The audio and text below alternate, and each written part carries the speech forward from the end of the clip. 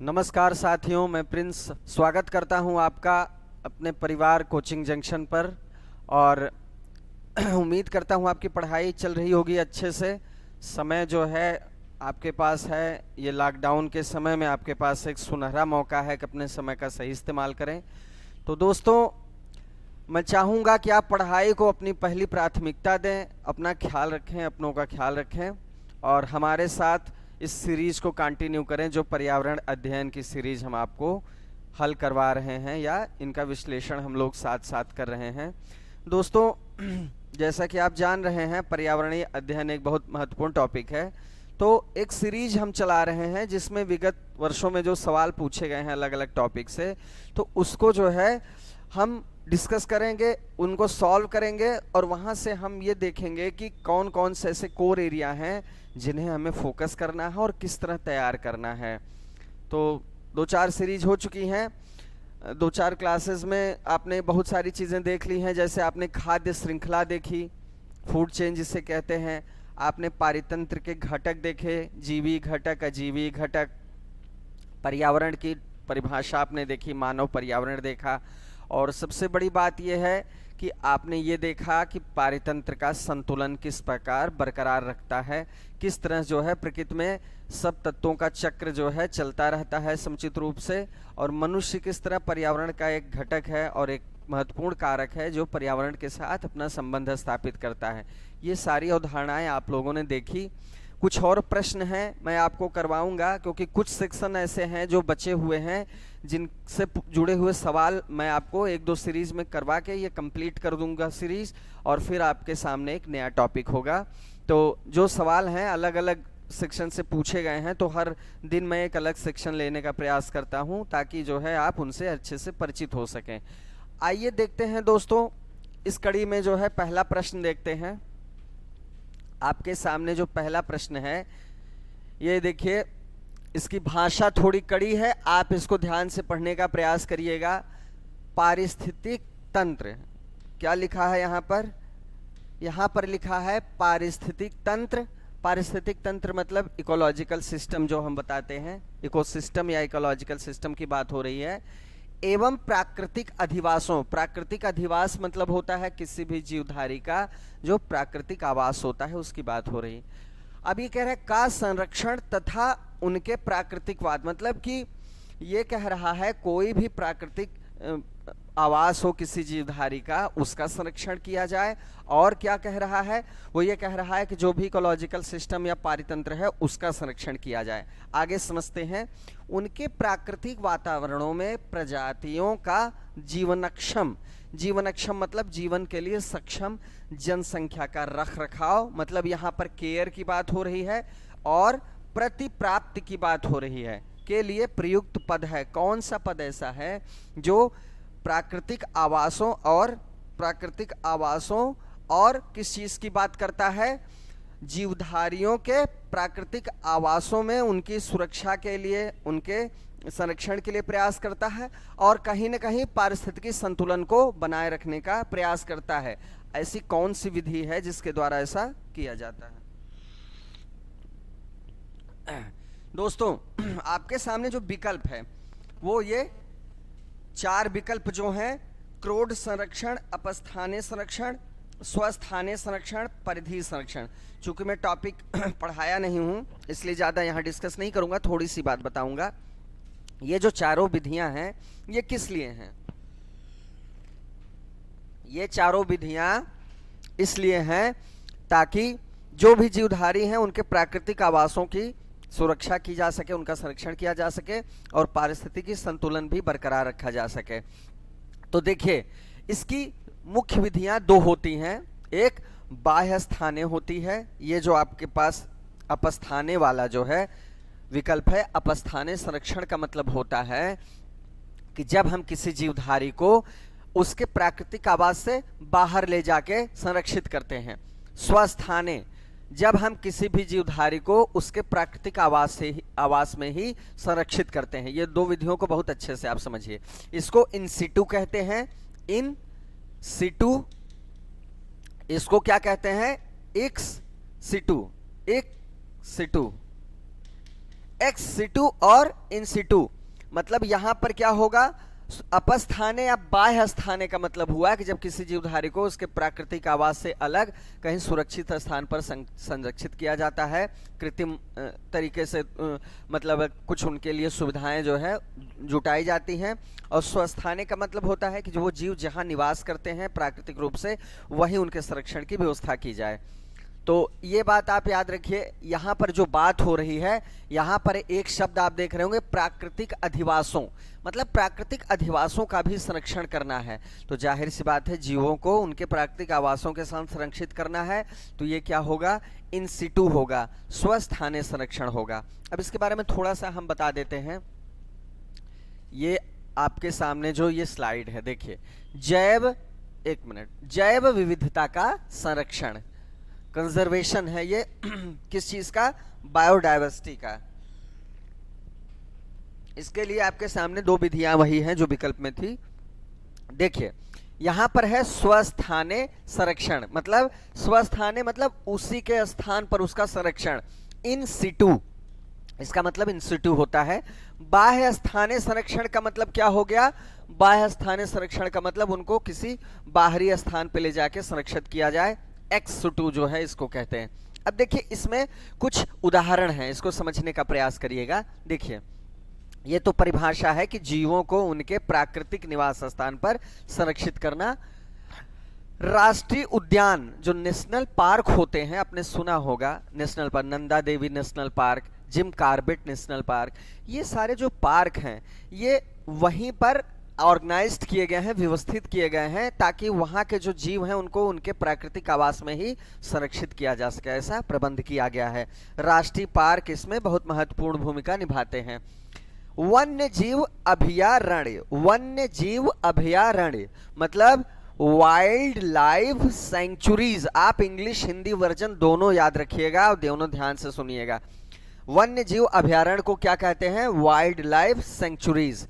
तो wild life sanctuary जो होती हैं ये भी इन सीटू का उदाहरण है, मतलब जीवों को उनके प्राकृतिक आवास में वहीं संरक्षित करने का प्रयास किया जाता है। ठीक है, वन्य जीव अभयारण्य में जैव मंडलीय आरक्षित क्षेत्र, जैव मंडल या जैव मंडलीय आरक्षित क्षेत्र, ये बायोस्फीयर रिजर्व हैं। क्या है, बायोस्फीयर रिजर्व। जैव मंडलीय आरक्षित क्षेत्र में भी यही प्रयास किया जाता है कि जीवों को उनके प्राकृतिक आवास में ही संरक्षित करने का प्रयास। देखिए अलग अलग जब हम आपको टॉपिक में पढ़ाएंगे तो आपको बताएंगे कि राष्ट्रीय पार्क में, वन्य जीव अभयारण्य में और जैव मंडलीय आरक्षित क्षेत्र में, इन तीनों में जो है किसी भी जीवधारी को उसके प्राकृतिक आवास में संरक्षित करने का प्रयास किया जाता है। लेकिन ये भी बताएंगे कि इन तीनों में अलग अलग सीमाएं हैं।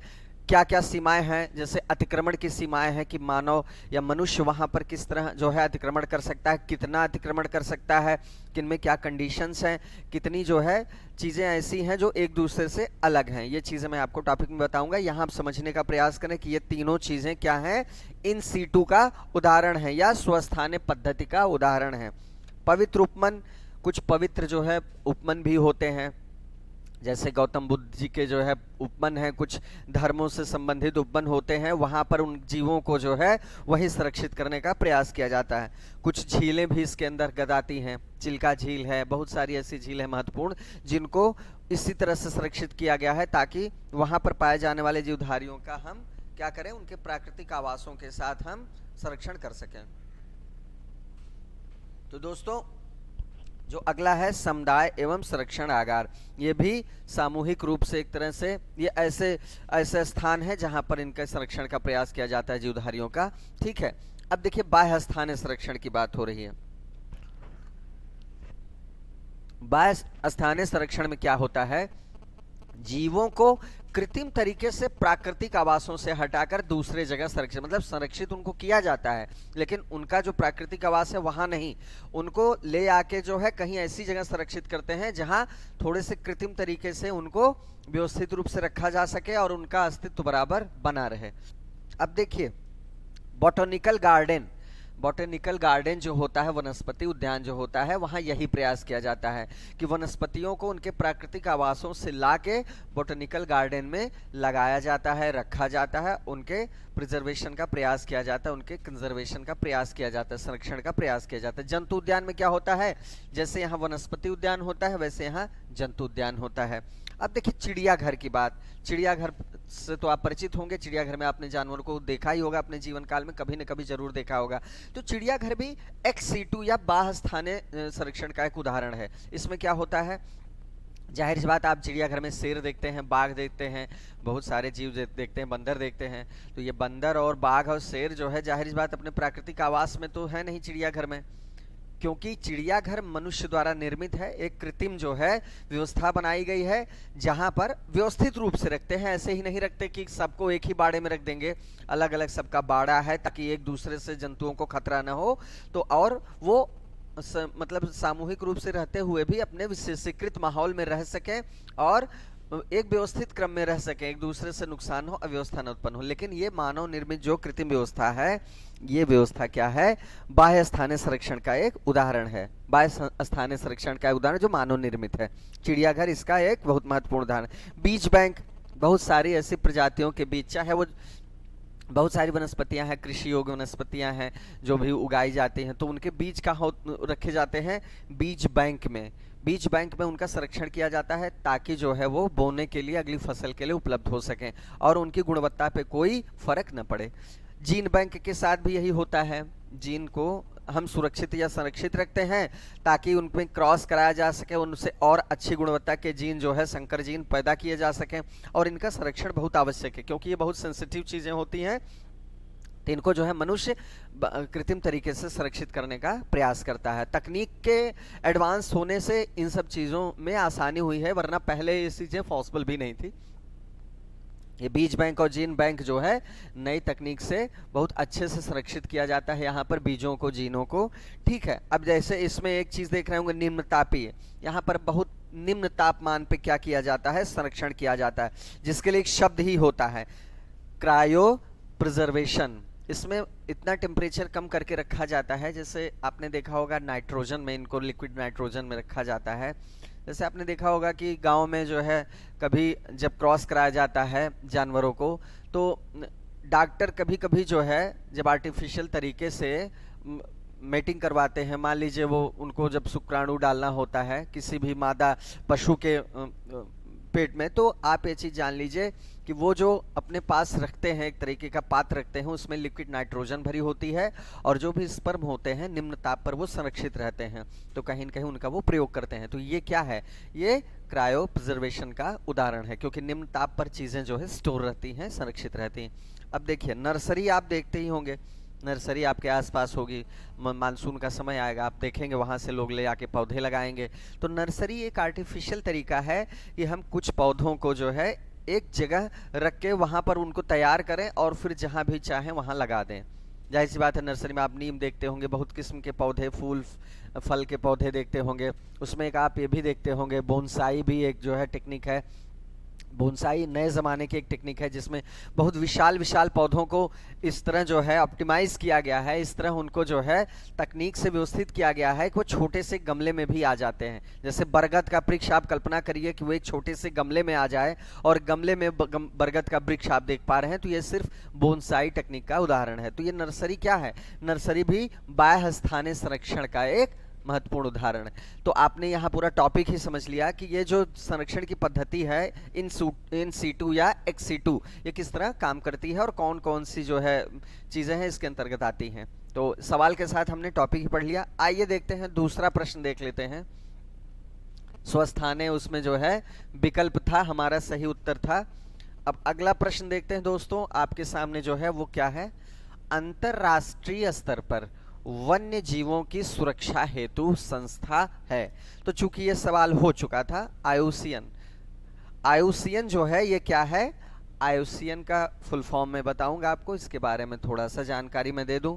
इन सारे विकल्पों के बारे में मैं आपको जानकारी यहीं दे दूं मैं। आईयूसीएन क्या है, ये है इंटरनेशनल यूनियन, मतलब संघ फॉर कंजर्वेशन ऑफ नेचर, मतलब प्रकृति के संरक्षण के लिए अंतर्राष्ट्रीय संघ। तो कहीं न कहीं जो है ये बहुत महत्वपूर्ण संगठन है अंतर्राष्ट्रीय स्तर पर, जिसका काम क्या है, प्रकृति के लिए काम करना है। संकटग्रस्त या लुप्तप्राय जीव जो होते हैं, जिन पे खतरा मंडरा रहा होता है जिनके अस्तित्व के लिए, उनको जो है संरक्षित करने के प्रयास के क्रम में ये अंतर्राष्ट्रीय रेड डाटा बुक जारी करती है। यही संस्था है जो रेड डाटा बुक जारी करती है। रेड डाटा बुक, लाल सूची पुस्तक या रेड डाटा बुक ज्यादा फेमस है, इंग्लिश वर्जन इसका ज्यादा फेमस है। ये रेड डाटा बुक जो है 1 जनवरी 1971 को सबसे पहले जारी की गई थी। और इसके बारे में आप ये चीज जान लीजिए कि इसमें संकटग्रस्त, लुप्तप्राय और जो खतरे के आसपास जीव होते हैं उनकी सूची रखी जाती है। ये अब तक 5 पुस्तकें आज तक जो है जारी हो चुकी हैं, और इसमें उनका जो है व्यवस्थित क्रम होता है, मतलब पौधों को किस कैटेगरी में रखना है, जीवों को किस कैटेगरी में रखना है, सबको अलग अलग जो है कैटेगरी में रखा जाता है। और अभी हाल ही में जो है, कल मैं देख रहा था, तो जो दैत्याकार या बड़े साइज का जो पांडा होता है, जाइंट पांडा जिसको कहते हैं, जो कि राष्ट्रीय पशु है जो है आपके चाइना देश का, तो वहाँ का राष्ट्रीय पशु है, और ये जो है संकटग्रस्त प्रजाति में शामिल किया गया। तो कल मैंने देखा ये न्यूज़ जो है कि वहाँ पर ये बताया गया कि अब ये जो है उस लिस्ट से बाहर हो गया है। खुशी की बात है, ठीक है, भालू कुल का ये प्राणी होता है। तो ये आप चीज़ों को थोड़ा सा अपडेट भी करते रहें इंटरनेट के माध्यम से। तो देखिए, रेड डाटा बुक आपने समझ लिया, आईयूसीएन का फुल फॉर्म आपने समझ लिया। आईयूसीएन क्या है? अंतर्राष्ट्रीय संघ है एक जो प्रकृति के संरक्षण के लिए काम करता है। 1948 में 1948 में इसकी स्थापना हुई थी। 1948 में इसकी स्थापना हुई थी। इसी तरह जो यहाँ पर WWF नहीं है, WWF भी इसका जो है एक सहयोगी संगठन था। उसकी स्थापना 1962 में हुई थी और वो वित्तीय सहायता से संबंधित है। वो विश्व वन्य जीव कोष है और वो क्या करता है, प्रकृति के संरक्षण में या पर्यावरण संरक्षण के प्रयास में जो देश लगे हुए हैं उनको वो वित्तीय सहायता उपलब्ध कराता है। ग्लैंड, स्विट्जरलैंड का जो शहर है वहाँ उसका मुख्यालय। उससे सवाल पूछा जाता है, पूछा भी गया है, मैं डिस्कस कर चुका हूँ इसलिए मैंने उसकी चर्चा की। बाकी जो संगठन है जैसे WHO है, वर्ल्ड हेल्थ ऑर्गेनाइजेशन, विश्व स्वास्थ्य संगठन, ये बहुत महत्वपूर्ण संगठन है, अंतर्राष्ट्रीय संगठन है। इनकी पूरी सूची है, मैं आपको नोट्स में ये सारी सूची दूंगा, किसका क्या महत्व है, कौन किस लिए जो है जाना जाता है, किसका क्या काम है, किसका मुख्यालय कहाँ है, किसकी स्थापना कहाँ हुई थी, ये सब मैं बताऊंगा। यूनिसेफ क्या है? ये बच्चों के लिए एक बनाया गया फंड है, उनके विकास के लिए बनाया गया अंतर्राष्ट्रीय फंड का एक संगठन है। तो कहीं ना कहीं चूंकि जो है इन लोगों को भी इन बातों को भी आपको ध्यान से समझना होगा कि जो महत्वपूर्ण एब्रिविएशन से शब्द संक्षेप हैं, इनके फुल फॉर्म को आप अच्छे से जानिए और ये क्या है, किस लिए ये जाने जाते हैं, इनको बहुत अच्छे से इनकी सूची अपने नोट्स में आप तैयार करिए, ठीक है। चूंकि यहाँ पर इकोलॉजी की क्लास है तो हम चीज़ों को डिस्कस करेंगे, किसके बारे में? आईयूसीएन के बारे में। फिर धीरे धीरे बहुत सारी चीज़ें आपके सामने आएंगी। तो ये प्रश्न जो है हमारा हो गया, इस बार उत्तर क्या है? आईयूसीएन है। अब अगला प्रश्न देख लेते हैं। अगला प्रश्न आपके सामने है पारिस्थितिकी तंत्र से। पारिस्थितिकी तंत्र का उदाहरण है, यहाँ पर पारिस्थितिकी तंत्र की बात हो रही है। तो पारिस्थितिकी तंत्र हमने आपको समझाया था कि पारिस्थितिकी तंत्र क्या होता है। कोई भी जीवी समुदाय अपने जीवी समुदाय के साथ और अजीवी समुदाय या अजैविक घटकों के साथ जो संतुलन स्थापित करता है, जो अंतर संबंध स्थापित करता है, यही क्या होता है? पारिस्थितिकी तंत्र कहलाता है। मतलब 3 बातें हैं इसमें बहुत महत्वपूर्ण। पहली बात, जीवी संघटक होना चाहिए, दूसरी बात अजीवी संघटक होना चाहिए, और तीसरी बात, इनका जो आपस का अंतर संबंध है वो उस पारिस्थितिकी तंत्र के संतुलन के लिए आवश्यक है। यही है आपका पारिस्थितिकी तंत्र। अब देखिए, पारिस्थितिकी तंत्र आप समझ गए तो आप जैसा कि देख पा रहे होंगे पारिस्थितिक तंत्र में दो तरह की चीजें होती हैं। अब ये उदाहरण के रूप में आप छोटा सा एग्जांपल जैसे ले लीजिए, आपके घर पे गौशाला होगी, आपने गौशाला देखी होगी, सुनी होगी, जहां पर गायें बांधी जाती हैं, गायों का निवास स्थान होता है। तो दोस्तों, छोटी सी जो गौशाला है, जाहिर सी बात है उसमें भूमि मृदा है आपकी, वायु का प्रवाह वहां पर है, जल वहां पर मिल सकता है आपको, ऐसी बहुत सारी चीजें, प्रकाश भी हो सकता है उपलब्ध हो, और वहां सूक्ष्म जीव भी पाए जाएंगे, एक बड़ा जीव गाय तो है ही। तो ये जो जीवी समुदाय अजीवी समुदाय का सम्मिश्रण है, मिलन है और पारस्परिक पारस्परिक निर्भरता है, यही पारिस्थितिक तंत्र का उदाहरण है। तो कहीं ना कहीं एक छोटी सी गौशाला भी एक पारिस्थितिक तंत्र है। इसी तरह जो तालाब है, गांव में अगर आप रहते होंगे, देखा होगा, सुना होगा, तालाब जो है ये भी एक पारिस्थितिक तंत्र का उदाहरण है, क्योंकि यहाँ पर जीवी समुदाय अजीवी समुदाय एक साथ मिलकर रहते हैं और परस्पर एक दूसरे से संबंध स्थापित करते हैं। देखिए आप सोच पा रहे होंगे कि अजीवी समुदाय जो है या अजीवी घटक जीवित घटकों से कैसे संबंध स्थापित करते हैं। देखिए दोस्तों, जीवी जो भी घटक हैं, चाहे उसमें पौधे हों, चाहे जंतु हों या सूक्ष्म जीव हों, वो अपनी कुछ निश्चित जैविक प्रक्रियाएं संपन्न करते हैं, और उन जैविक प्रक्रियाओं को संपन्न करने में उनका साथ जो है या उनका सहयोग कौन करते हैं? अजीवी समुदाय के घटक, चाहे वो प्रकाश हो, मतलब प्रकाश, मृदा, वायु, ये हर तत्व जो है, चाहे जल हो, ये सारे तत्व जीवी समुदाय के अस्तित्व के लिए उसी तरह आवश्यक हैं जिस तरह जीवी समुदाय आवश्यक हैं। ठीक है, एक दूसरे पे इनकी आपस की पारस्परिक निर्भरता है। कैसे समझे? अगर पौधे को उगना है, पौधे को उगना है, विकास करना है, तो आप जानते हैं मिट्टी में वो उगेगा, मिट्टी से वो अपनी जड़ों के माध्यम से खनिज तत्व लेता है, जल दूसरा तत्व होगा मिट्टी के बाद जो उसके विकास में सहायक होगा, जल से वो क्या करता है? खनिज लवण लेता है, अपनी जरूरत पूरी करता है, और जल की खनिज लवणों की उपस्थिति में भोजन बनाता है। कब? जब उसकी पत्तियों में क्लोरोफिल होगा, और वायुमंडल से तो प्रकाश लेता है, वायुमंडल से CO2 लेता है। तो ये सारी चीजें जब एक साथ हो जाती हैं तो फोटोसिंथेसिस या प्रकाश संश्लेषण की प्रक्रिया संपन्न होती है, और प्रकाश संश्लेषण की प्रक्रिया संपन्न होने के बाद क्या होता है? प्रकाश संश्लेषण की प्रक्रिया संपन्न होने के बाद भोजन बनता है, और भोजन उनके काम के लिए भी इस्तेमाल होता है, और उनसे जब जो है वो संरक्षित हो जाता है उनके विशेष भागों में, तो शाकाहारी जो उन पर निर्भर करते हैं वो अपना भोजन प्राप्त करते हैं। तो ये व्यवस्था कैसे चलेगी? अगर अगर अजैविक घटक नहीं होंगे, अगर अजैविक घटकों का अस्तित्व नहीं होगा, तो ये व्यवस्था कैसे चलेगी? जाहिर सी बात आपने देखा कि जीवित जो कारक हैं उनके अस्तित्व के लिए भी अजीवित कारक का होना बहुत आवश्यक है। तो आप ये तो पूरी बात समझ गए। अब रही बात, सवाल सिर्फ इतना पूछा है कि पारिस्थितिकी तंत्र का क्या उदाहरण है। अब आप एक एक चीज को देखिए। वायु, वायु क्या पारिस्थितिकी तंत्र का उदाहरण है? जल क्या उदाहरण है? क्या तालाब है? क्या मृदा है? देखिए पारिस्थितिकी तंत्र में दो घटक होते हैं, ये आप कई बार सुन चुके हैं और याद कर चुके होंगे। अब क्या मृदा अपने आप में पारिस्थितिकी तंत्र है? नहीं।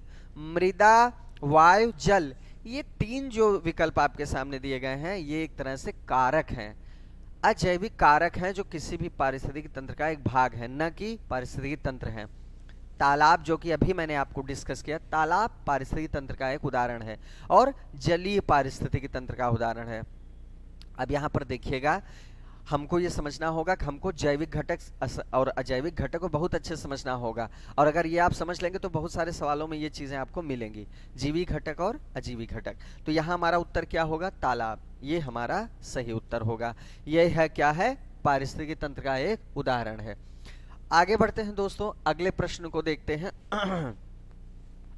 अगला प्रश्न जो आपके सामने है वो है खाद्य श्रृंखला से संबंधित सवाल है। ये पूछ रहा है कि खाद्य श्रृंखला के परस्पर समूह को कहा जाता है, मतलब खाद्य श्रृंखला का जो परस्पर समूह है उसको हम क्या कहेंगे? दोस्तों खाद्य चक्र तो जो है ये खाद्य श्रृंखला ही हो गया। श्रृंखला अभिक्रिया, क्या चेन रिएक्शन ऐसा कोई जो है शब्द है जो खाद्य श्रृंखला के परस्पर समूह के लिए इस्तेमाल किया जाता है? बिल्कुल नहीं। खाद्य जाल एक शब्द ये है नया जिसको फूड वेव कहते हैं, फूड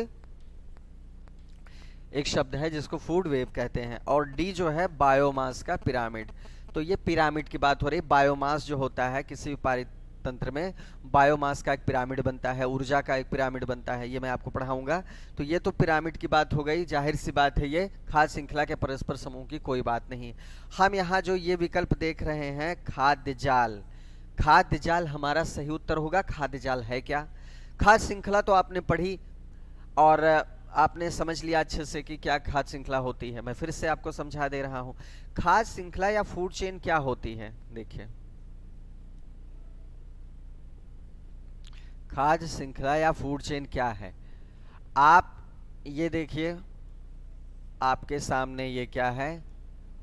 हरे पौधे। हरे पौधे के बाद ये क्या है? खरगोश। खरगोश। इसके बाद क्या है? लोमड़ी। लोमड़ी के बाद शेर। इतने जीवों को हमने एक क्रम में व्यवस्थित किया है: हरे पौधे, खरगोश, लोमड़ी और शेर।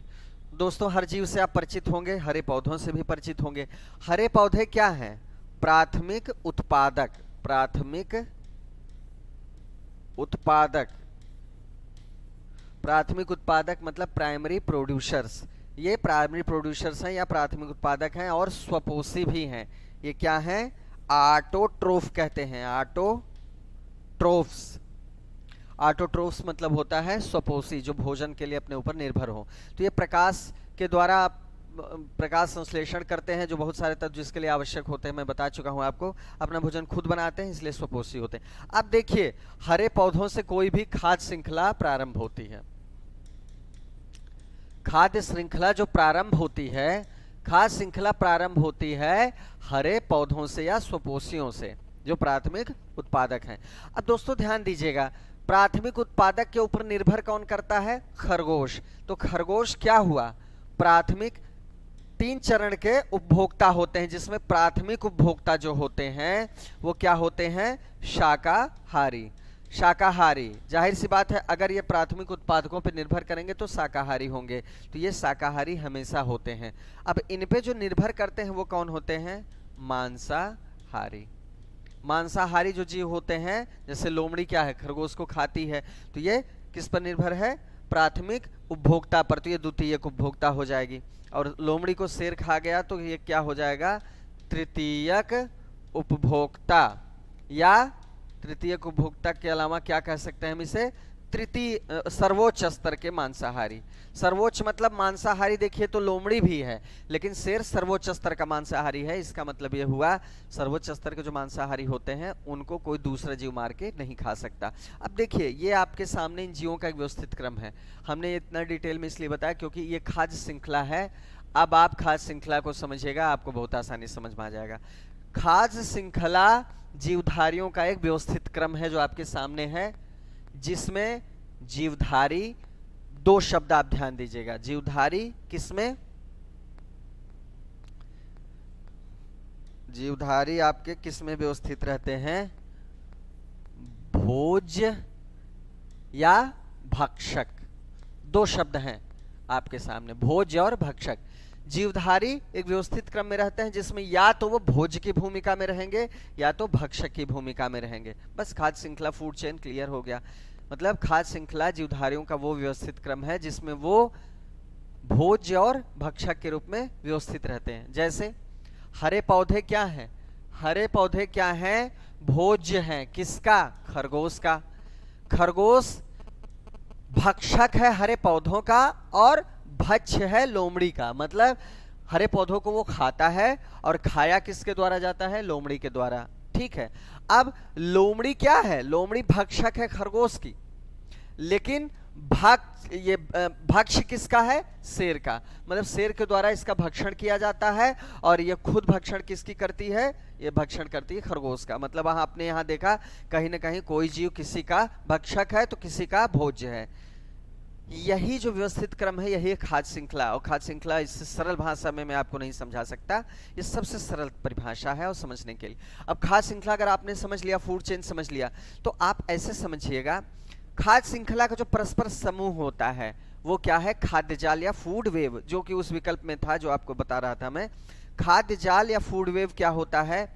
अब जैसे ऐसे समझिए, हरे पौधे यहाँ हैं। अब मान लीजिए एक दूसरी खाद्य श्रृंखला बनाते हैं, ठीक है। अब मान लीजिए यहीं पर आप समझने का प्रयास करें, हरे पौधे यहाँ पर हैं, ये अपने आप में प्राथमिक उत्पादक हैं। अब हरे पौधे को जो है खरगोश ने खाया। अब मान लीजिए हरे पौधे, यहाँ दूसरी खाद्य श्रृंखला बना रहे हैं, यहाँ पर हरे पौधे हैं, चलिए दूसरे पेज में ले लेते हैं। मान लीजिए एक खाद्य श्रृंखला तो ये हो गई थी। अब दूसरी खाद्य श्रृंखला देखिए, यहां हरे पौधे हैं, इसको खाया टिड्डे ने।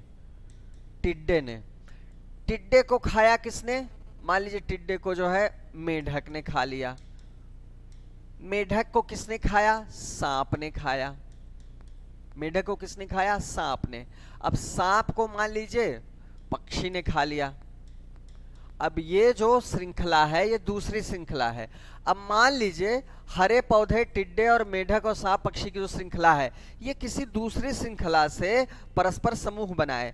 जैसे मान लीजिए हरे पौधों को टिड्डे भी खा सकते हैं और हरे पौधों को खरगोश भी खा सकते हैं। आप समझने का प्रयास करिएगा। अब टिड्डे को मेढक खा सकते हैं, मेढक टिड्डे को खा सकते हैं। अब सांप, अब मान लीजिए यहां सांप आ गया, मेढक को सांप ने खाया। अब सांप को मान लीजिए पक्षी ने खा लिया, या सांप को किसी और जीव ने खा लिया, या इस खाद्य श्रृंखला में मेढक को किसी और जीव ने खा लिया। मान लीजिए मेढक को किसी और जीव ने खा लिया, सांप के अलावा किसी और जीव ने मेढक को खा लिया, तब मेढक क्या होगा? यहां पर इस खाद्य श्रृंखला को क्रॉस करेगा, समूह बनाएगा। ठीक है, मान लीजिए सांप को मनुष्य ने खा लिया, मनुष्य को शेर ने खा लिया। अब सांप को पक्षी भी खा रहा था, सांप को मनुष्य भी खा रहा है। तो ये खाद्य श्रृंखलाओं का परस्पर समूह बन रहा है। तो जब अनेक खाद्य श्रृंखलाएं परस्पर एक दूसरे से संबंधित हो जाती हैं या संबंधित होती हैं तो इनका परस्पर समूह क्या कहलाता है? फूड वेव या खाद्य जाल कहलाता है। मतलब एक खाद्य श्रृंखला दूसरे से संबंधित हो या कई खाद्य श्रृंखलाएं आपस में एक दूसरे से संबंधित हो। मतलब एक स्तर का जीव दूसरी खाद्य श्रृंखला के उसी स्तर के जीव को अगर खाने लगेगा तो एक समूह बन जाएगा। कहीं ना कहीं देखिए पारिस्थितिकी तंत्र के संतुलन के लिए भी आवश्यक है, ये चीज आप जान लीजिएगा। क्योंकि इससे क्या होता है, जीवों के पास विकल्प की सुविधा होती है। अगर विकल्प ज्यादा होंगे, जैव विविधता ज्यादा होगी तो पारिस्थितिकी तंत्र उतना ही संतुलित होगा। ये बात आप ध्यान रखिएगा। चलिए प्रश्न पे आते हैं। ये हमारा जो प्रश्न था इसका उत्तर क्या होगा? परस्पर समूह, खाद्य श्रृंखला के परस्पर समूह को हम क्या कहेंगे? हम कहेंगे खाद्य जाल या फूड वेब। हमारा ये सही उत्तर होगा, खाद्य जाल।